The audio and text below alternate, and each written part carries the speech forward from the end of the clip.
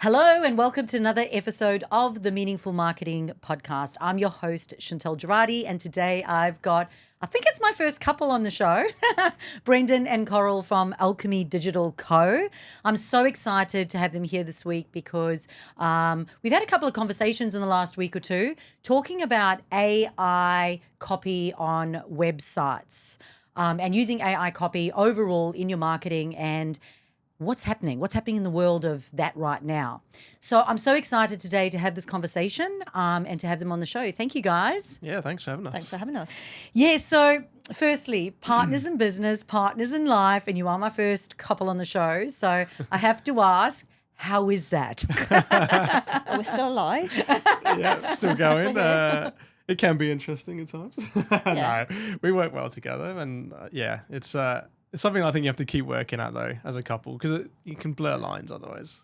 Yeah. Well, I was just saying the other day that I think we're really lucky because we're so aligned in our ambitions, our values in life and in business that it's just natural. Like we want the same things for our business. We have the same vision. So I think that's really fortunate. Yeah. Oh, I love that. Values, it just connects you so much, doesn't it? Mm-hmm. So when you do get annoyed with each other, what do you do? In business. Let's keep it professional here. Neither of us are super sensitive to each other. So I think if we're ever having like a bit of a stressful time or, like the irritation creeps in, like neither of us take offense at each other. Yeah. Oh, that's just awesome. So you wouldn't go for a walk, you wouldn't haven't really had an issue yet, but that would be my go-to thing. I think would be I'm just going to go for a walk. Is that why you go for a walk most days? Oh, no, that's why he's winning in the steps comp at the moment between the two. Hit my 10,000.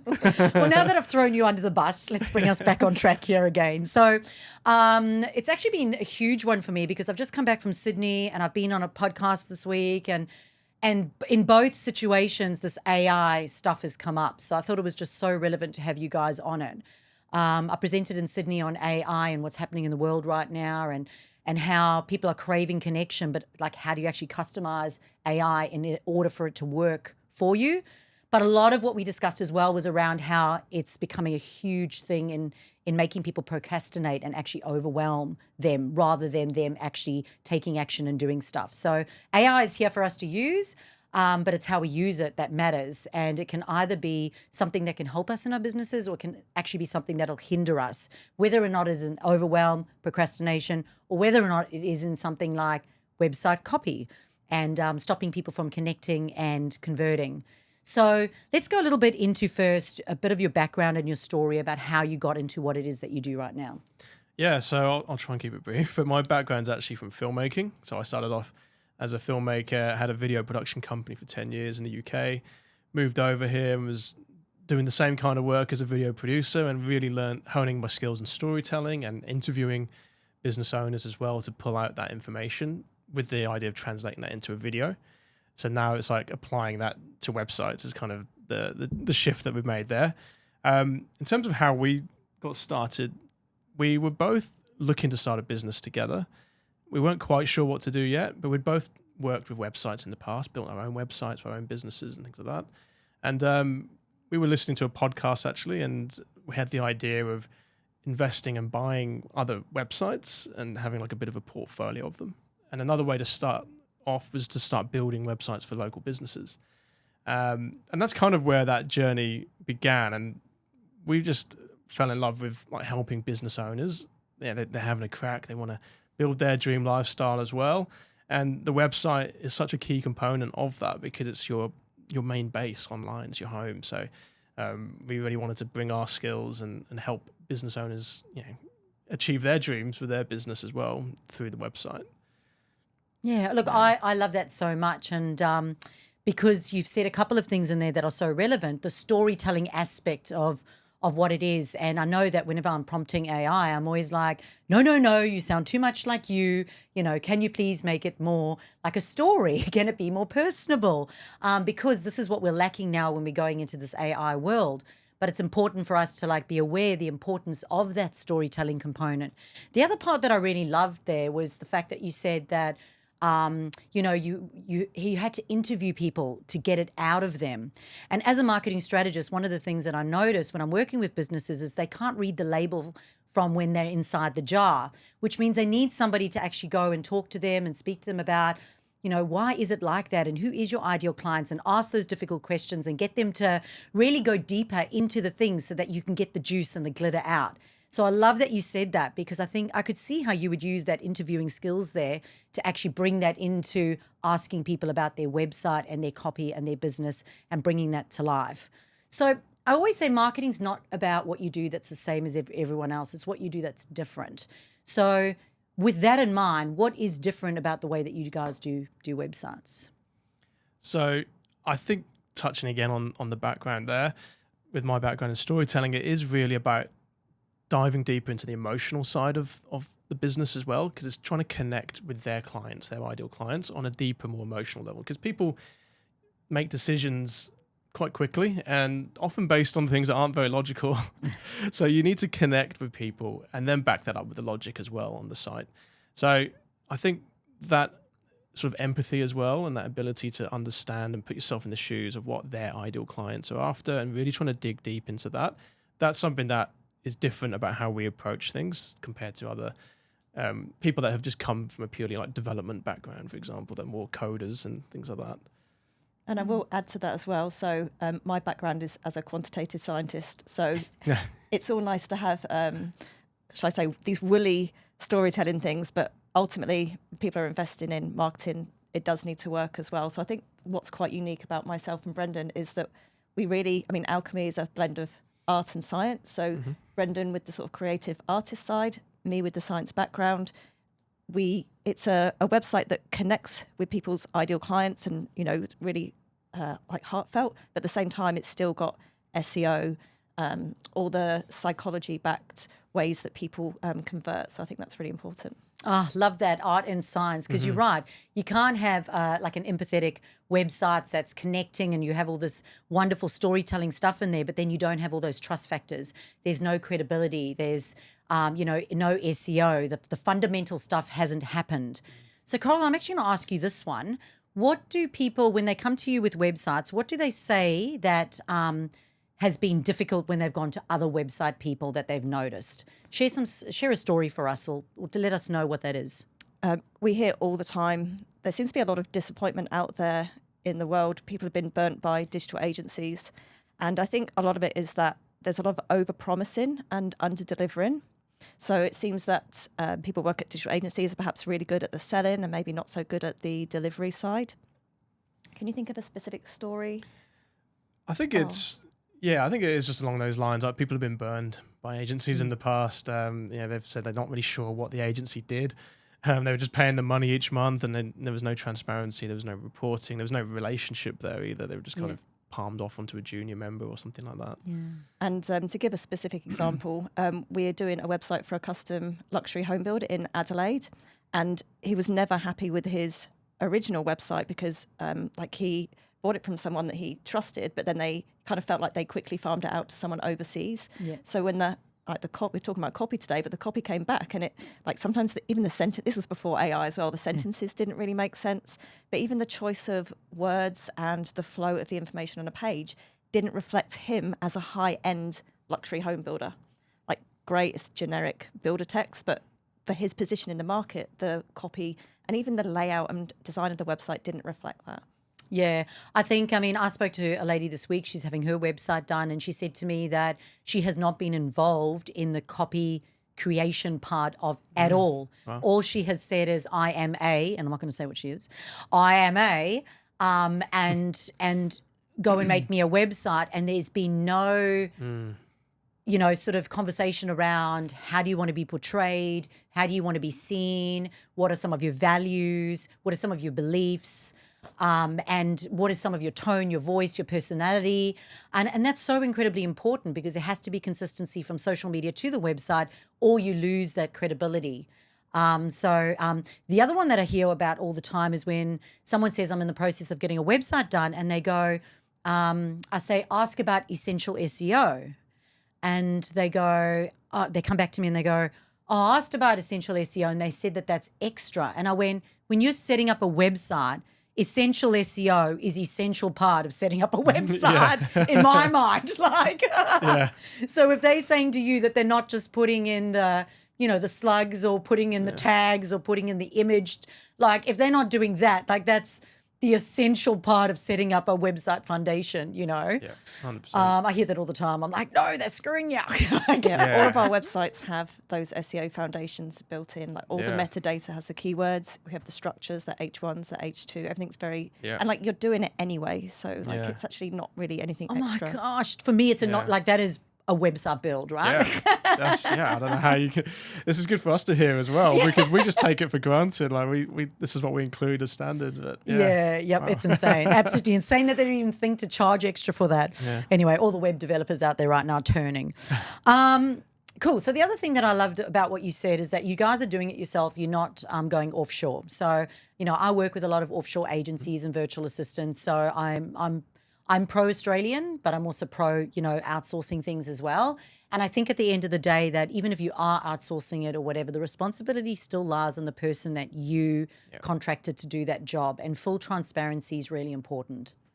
Yeah, that's it. Because we're not against outsourcing. It's more like I think the complaint that our client had was definitely that it was just handed over, like there was no responsibility taken after that. And so that then becomes the problem. No quality control or anything. Yeah, that's what I was going to say. It's the quality control aspect. And that 80-20 rule, if you get someone to do 80% of the work, well, you've still got 20%, and that's at the front and the back end of the process. Yeah.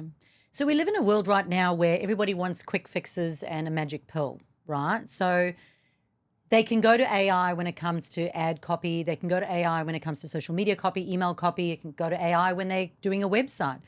One of the things that I notice all the time is unlock your true potential, which is a big joke for me all the time because it's like, unlock your true potential if you're, going to be a dog trainer. Unlock your true potential if you're going to join a fitness group. Unlock your true potential if you're going to join a women's coaching group. It's like, unlock your true potential if you're going to become a tennis player. And it's like, imagine every single website, and many do, have the headline as unlock your true potential. Now, if all of them have the headline unlock your true potential, that's not going to cut through to the rest of the market if that's going to be a hook on your website. So AI and using AI for websites right now might be quick, but is it effective? Yeah, I agree with you there. Like it can be very tempting just to rely on AI because you outsource your thinking and just kind of, it's easy, it's quick. But like you say, if everyone starts looking and sounding the same, how are you going to connect with your audience? How are you going to stand out? And people are already beginning to get into that sort of area now where we're not sure what to trust online. And the more that something looks and sounds like AI, the less likely they're going to trust what you're saying. So that's why for us, it's like starting off with the actual interview and the strategy and really understanding and getting their real voice coming out as well. So that translates through to the website copy. Because otherwise, like you say, if you're just giving them a prompt, they are a plumber on the Gold Coast, it's just going to be generic ChatGPT that is going to be producing for every other person, every other plumber on the Gold Coast. So yeah, you got a problem there. Yeah, so I think, AI is here to help us, but it's the way that you put the human intelligence into it. So whatever you put in is what you're going to get out. So if you've customized your ChatGPT with your point of difference, with your niche, with your tone, with your voice, it's more likely to be accurate. But when it comes to like a website build, if you've gone, create, say you've prompted and gone, create sales copy for a website homepage of a plumber on the Gold Coast, if everyone has gone and done the same thing without putting that human intelligence into that, and they haven't put in the tone, the voice, the points of differences, or the connection points, it's going to be bland and it's not going to cut through. The other thing as well that they can do is some of the terms, the phrases are the same. The overuse of emojis, which absolutely drives me nuts. Like that's a dead giveaway. The use of M dashes, which is some people are saying is okay now. Others are saying, no, it's still not okay. Yeah. It's not that, it's this. Yeah. For in the marketing industry, it's always like marketing effects and they go digital landscape. And I'm like, my team know if it's digital landscape, they've got to swap it to online marketing. Marketing efforts, they just drop the efforts. So you still have to put that human intelligence into it. But, there's AI bots right now and they're scanning for everything. And I was actually reading yesterday an article on how when you're submitting job resumes, they now use AI bots to scan to see how much of the resume is actually AI, and they won't even like submit you as a thing. So can you imagine, like, if they're using AI bots to check the connection point in a resume, you think of yourself as a human, as a bot, looking at the AI copy and going, can I trust this person? Like looking for connection more than anything else. So take us through the process of if you were to go do, say, the website sales copy for, let's just say, the homepage of a website. What are some of the key factors or considerations that you would have when designing that homepage? Yeah, so you're thinking more like in terms of the structure of... Yeah, the structure and the copy, like some of the fundamentals. Yeah. So we put most of the work that we spend is actually the first part you see on the homepage above the fold. Yeah. We spend a disproportionate amount of time working on the copy for that part because it's the most important part. And we always try to focus on clarity first rather than trying to be clever with the wording. So we want people to understand within a split second or so that I'm in the right place and have a hook, have a headline that speaks to the outcome that they want, what they desire, and also starts to convey a little bit about what's different about this business as well. Then we move through lower down into the page, we start getting into like what's the problem that this person's experiencing, so that to show that you understand what they're dealing with, showing that empathy again. And then you can start getting into like your solutions and how you work and what makes you different and that sort of flow. It's a bit like a storytelling flow, really. Starting off, what does the main character want? What's the obstacle, the problem that they have? What's that journey they go on? How do you, as the guide, as the business, you're helping them get to where they want to? How does that look? And then what's the end result as well? So that's like as a very high level, that's kind of like the structure and flow that we like to approach. Yeah. Sure. I love that you said that first fold is the most important. And this is why knowing who your ideal client is so super important, because the hook has to stop the right person from scrolling, and it has to qualify them, and it's got to connect with them, and it's got to get them to go to the next step and actually spend their time indulging in the rest of your copy. So it kind of annoys the crap out of me when it's like that unlock your true potential, and that could apply to anyone. It could apply to a pole dancer. It could apply to a cake maker. So it's not actually capturing anyone. That hook is so, so valuable. And when it comes to social media marketing, it's the same thing. Always start with a hook. So Coral, let's talk about SEO versus copy on the page. Explain to the audience who might be thinking, oh, the copy on the page, SEO, like how do they work together, or how does it all, play out? I think when a lot of people think about SEO, they think about blogs. And yes, that is one part of it, which would include the copy, but there's so much else to SEO as well. There's all this stuff that happens off the page. Things like how quickly does your website load? Are your images optimized? There's a lot of hidden text that you can't see, like what sits behind the images, what's on your page tags, the metadata. So it definitely goes a lot beyond blogs, but you do have to be a bit strategic with the keywords as well. So you need to think carefully about what keywords you choose. And even if people don't have access to things like SEMrush or Ahrefs, AI is quite good these days at trying to identify keywords. And even if you just put like a question into Google, it will tell you what other people are looking for. So you can get ideas for keywords from there. So yeah, you just need to make sure you put it into the your main keyword in the H1 in the heading, and then throughout the H2s as well. But you don't want to keyword stuff. That's something that SEO people used to do in the old days, but Google has cottoned onto that, and that's a bit of a no-no these days. And you need to you really need to concentrate on making your copy good for the human and good for the bot, because they're pretty much the same these days. And in terms of AI SEO, which is a new form of SEO, it's the same sort of principles, but I suppose it's really just paying extra attention to being clear, like answering a clear question that someone might ask right at the beginning of your page. Don't leave it to the bottom. Yeah, excellent. I think relevancy is the most important thing. So it's got to be relevant to the platform that you're on. And for example, if it's Google, it's what Google wants. So it needs to be relevant to Google and their boundaries of what they're actually wanting. But then it's got to be relevant to the audience as well. And then relevant to your business. And I think that's what it's looking for the whole time. So when people get lazy or when they go to AI, this is where the problem comes in, because they're just being lazy and they're not actually being relevant. What I like to say is, they don't care about their customer enough to take the time to actually create content that's relevant to them and to use the words that they use, not the words that you use. I think that's really important as well. Another platform that's really good is answerthepublic.com. That's a platform that you can use. We just use the free version, but that'll give you some of the words that you can actually build into your blog writing or into content on your page. But I'm so glad that you mentioned all the stuff that you cannot see behind the scenes that needs to happen as well. That's really important. Yeah, thank you. So we were joking beforehand about some of the language that you've been hearing right now about people using AI, like something like slop and come on, give us some of the terms. Slop factory is a good one. Yeah, slop factory and don't get lost in the sea of slop and making sure your content doesn't have that robot energy. Like these are all like terms that we've been hearing like recently. Like there seems to be a lot of conversations starting up about this. This stuff now, but stop sounding like ChatGPT, Awesome. So when it comes to websites versus funnel, we were having a debate outside about this. Does the website's like the chicken before the egg before the chicken, which comes first? So would the website come first or would the funnel come first? Yeah, that's a good question. And obviously, as a website studio, we're probably a bit biased, but no, I think it does depend on what you're trying to achieve and what stage your business is at as well. And like we were saying earlier, if they're just starting out and maybe the budget doesn't allow for both, then maybe just start off with a simple funnel first.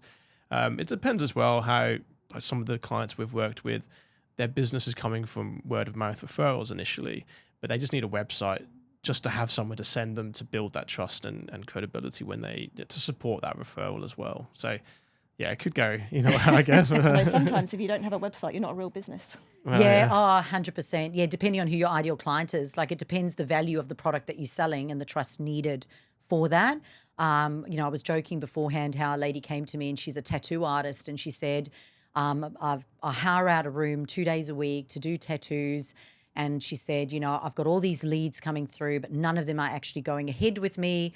And I said, well, tell me about your process, like what's your process? And she said, when they want to book in, I send them my bank details and I ask them to transfer, and tattoos are anything from like, I don't know, 500 to 1,000 to more than that. I asked them to put money into my bank account to confirm their booking. Wow. Also, I don't see them because I've got my time and I've got to book them in and they've got to pay in advance.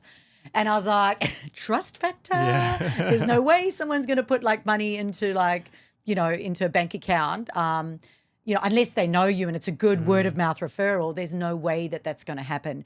You are going to have that credibility and those trust factors and, how your registrations, licenses, years of experience, previous work that you've done, testimonials, like all of that is going to need to be featured somewhere. So whilst there are things like, Linktree or landing pages, which you can build into and expand on into a website, at the end of the day, like if it's a smaller value price offer and you're getting out there, by all means, go straight from social media to something like Linktree, get some money, get a one-page website and then build on it. But yeah, if you're a bigger business, if you don't have a website, 100%, are you that credible?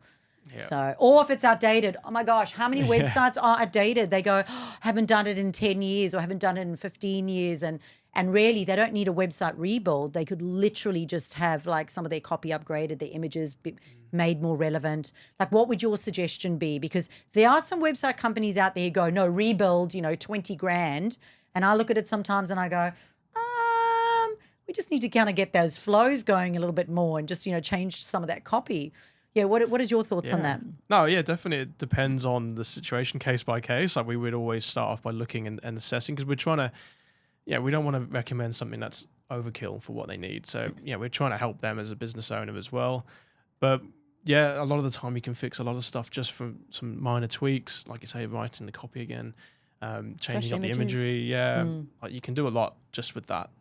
So that's always something that we try and look at first and see if that is a viable solution. Sometimes it's like too far gone and you just got to knock it down and rebuild. Sometimes we had a client they've got such an old theme that the theme is no longer supported. So there's actually no choice but to rebuild it. And now they're getting so many problems because it's not updated and the website keeps crashing.